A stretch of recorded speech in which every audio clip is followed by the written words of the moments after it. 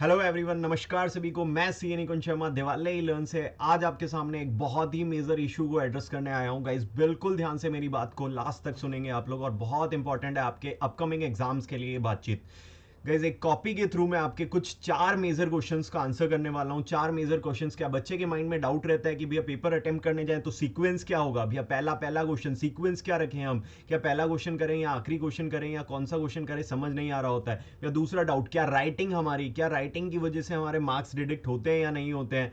फिर तीसरा डाउट आता है भैया फॉर्मेट, फॉर्मेट क्या एकदम करेक्टली होना चाहिए, क्या लाइन सीधी होनी चाहिए, क्या पेंसिल से फॉर्मेट बनाए, क्या पेन से फॉर्मेट बनाए, क्या होना चाहिए। And the last one and the fourth most important कि भैया अगर हम कटिंग करते हैं, अगर हम क्वेश्चन को काट देते हैं या फिर हमारा कोई क्वेश्चन सही नहीं हुआ तो अगर उसके अंदर कटिंग हमसे हो गई तो क्या उस चीज के भी मार्क्स डिडक्ट होते हैं या नहीं होते हैं। चलिए जी, बिना किसी बकवास के शुरू करते हैं आगे की बातचीत। तो बिल्कुल ध्यान से मेरी फर्स्ट थिंग ये समझ लीजिएगा, एक डिस्क्लोजर मैं यहाँ पे दे देता हूँ वीडियो के थ्रू कि गाइज ये जो कॉपी आपको सामने दिखाई दे रही है ये एक हमारे पास से ही पढ़े एक स्टूडेंट की है, और उसकी परमिशन के साथ में अंश मार्कंडे की जो बेसिकली हमारे पास में स्टूडेंट थे उनकी ये कॉपी, और उनकी परमिशन के ड्यू परमिशन के साथ में हम ये आपसे शेयर कर रहे हैं। तो प्लीज ध्यान से आइएगा और भैया कॉपी के अंदर थोड़े से एनालिसिस मेरे देख करके चलिएगा। First of all the student score 91 out of 100, तो भैया एक बार क्लैपिंग तो बनती है बच्चे के लिए। चलिए बिल्कुल ध्यान से देखेंगे तो भैया फर्स्ट क्वेश्चन जो कि कंपलसरी क्वेश्चन होता है उसमें से 17 नंबर आए। सेकंड क्वेश्चन भैया 19 मार्क्स, 18 मार्क्स थर्ड क्वेश्चन में, फिर 20।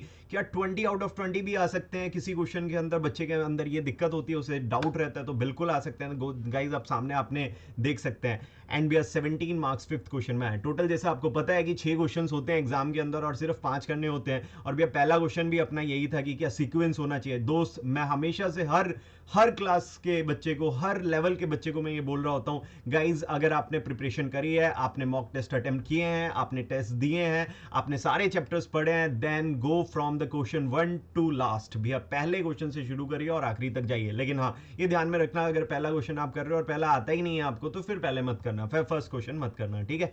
ओके चलिए, लेकिन एक चीज ध्यान में रखना, जो आता है उसको आपको पहले करना तो है, लेकिन भैया अगर सारी चीजें आती हैं और आपने अच्छे से प्रिपरेशन करी है तो फर्स्ट टू लास्ट आपको जाना है, फर्स्ट क्वेश्चन से लेकर के आखिरी तक। जैसे आप बच्चे की आंसर शीट में भी देख सकते हैं कि भैया उसने फर्स्ट टू फिफ्थ अटेम्प्ट किया। हाँ, हो सकता है कि मानिए आपको फिफ्थ थोड़ा कम आता है या सिक्स्थ आता है तो आप फिफ्थ को छोड़ के सिक्स्थ अटेम्प्ट कर सकते हैं।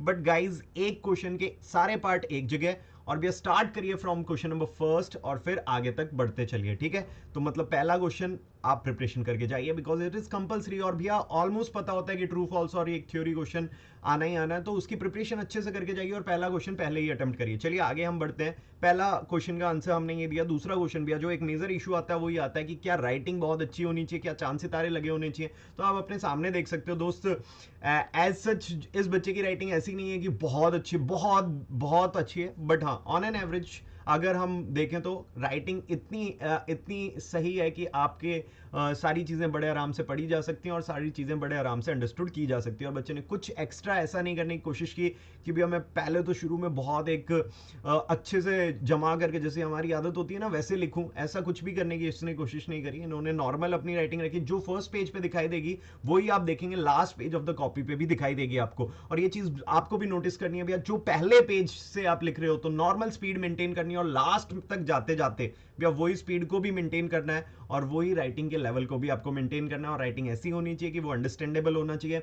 आपको लगता है आपकी राइटिंग बेकार है तो थोड़ा खुला खुला लिखिए सर, प्रैक्टिस इस चीज़ की करिए, थोड़ा सा गैप छोड़ छोड़ करके आप क्या करके चल रहे हैं, लिख करके चल रहे हैं। ओके जी चलिए, दूसरा क्वेश्चन होपफुली आपका राइटिंग का इशू यहाँ पे सॉर्ट आउट होता है। देन फिर आता है फॉर्मेट। या गाइस बहुत बच्चों को क्वेश्चन होता है मैं फॉर्मेट अलग पेन से बनाऊं या मैं पेंसिल से बनाऊं या कुछ ये करूं। गाइस ऐसा कुछ भी नहीं है। आपको एग्जाम जो अटेम्प्ट करना है बेटा, आपको जो एग्जाम अटेम्प्ट करना है वो ब्लैक पेन से करना है। You can use black pen for the format. हाँ, लाइंस के लिए स्केल यूज कर लेना, बिल्कुल जरूरी नहीं है कि लाइन एकदम सीधी हो, थोड़ी बहुत टेढ़ी भी हो जाए तो चल जाएगा। लेकिन भैया अगर ये चीज आप ध्यान रखेंगे, आप स्केल यूज करेंगे तो बैंड नहीं आएंगे लाइन के अंदर, तो वो बैंड्स नहीं आने चाहिए अगर ऐसा है। हाँ, जैसे जैसे लास्ट के अंदर आपने ये जो लाइंस आप खींच रहे हैं या फिर आप ड्रॉ कर रहे हैं तो इसको अगर आप पेन से नॉर्मली भी कर लेंगे विदाउट स्केल तो भी चल जाएगा लास्ट वाली लाइंस। बट फॉर्मेट के लिए प्लीज प्रॉपर अगर आप यूज कर सकते हैं तो स्केल ही यूज करिएगा बिकॉज स्केल का एक अपना एक इफेक्ट होता है, ठीक है। चलिए बिल्कुल ध्यान से। या दूसरा क्वेश्चन का आंसर भी हमने करने की कोशिश करेगी कि फॉर्मेट किस बेसिकली जो फॉर्मेट्स हैं उसका किस तरीके से आपको प्रेजेंटेशन दिखाना है। तो भैया ये 3 क्वेश्चंस टोटली हमने आंसर किए। First of all first question आपका जो था वो ये था कि भैया सीक्वेंस क्या होना चाहिए। सेकंड क्वेश्चन अगर आप देखेंगे तो भैया राइटिंग का क्या बहुत बड़ा मेजर इशू आता है। और थर्ड फॉर्मेट का भैया कोई पेंसिल नहीं, कुछ नहीं भैया, सीधा सिंपल रखिए भैया। जितना सिंपल रख सकते हो ना आप अपने एग्जाम को, और जितना अपना टाइम इन सब चीजों से सेव कर सकते हो ना, आपके लिए उतना ही क्या रहने वाला है, बेटर रहने वाला है।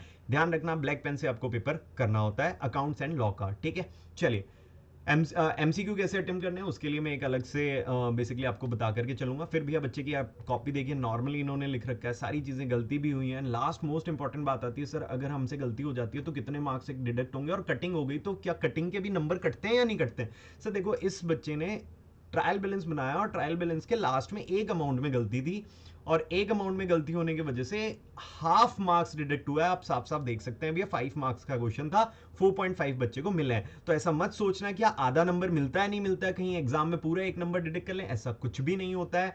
आप सिर्फ और सिर्फ इस चीज पे फोकस करिए कि आप अच्छा कैसे कर सकते हैं। जो चीज आपके हाथ में नहीं है उस पर आपको फोकस नहीं करना है। फिर बच्चे ने प्रॉपर प्रेजेंटेशन दे रखी है। मैं हमेशा बोलता हूं sir, use working note before the main solution, because भैया वर्किंग नोट के नंबर हैं, वर्किंग नोट के ही नंबर हैं, जैसे आप यहां पे देख सकते हैं। चलिए इसके बाद अगर आप आगे देखेंगे तो भैया हमने सिंपली कटिंग वाले पॉइंट पे बात करनी है, और वो कटिंग वाले पॉइंट पे आ जाता हूं। सर ये देखिए, बच्चे से गलती होती है और बच्चा क्या कर देता है, इस आंसर को काट देता है बेसिकली, और इसको कट कर देता है। अब बच्चे से ये गलती होती है तो क्या इस चीज के मार्क्स डिडक्ट हो गए? बिल्कुल नहीं हुए, फुल मार्क्स अवार्ड किए गए हैं क्वेश्चन के अंदर। और दूसरी बात सर, बच्चे ने जो कटिंग करी भी है या मतलब कट भी किया है ना, वो इतने मतलब एक नॉर्मल वे में किया है जिसकी वजह से ऐसा नहीं लग रहा है कि आपने कॉपी के अंदर बहुत बुरी बना दिया, घुचुड़ मुचुड़ जो बोलते हैं ना, वो कर दिया। वो वाली हालत यहाँ पे नहीं है आपके, नॉर्मल एक कटिंग इसने करके चला है। तो बहुत ही एक ये चीज आपको ध्यान रखनी है, एक कट से भी काम बन जाएगा। नॉर्मली बहुत ज्यादा पेन आपको नहीं चलाना है, इस तरीके से नहीं करना है कि आप ऐसे ऐसे ऐसे।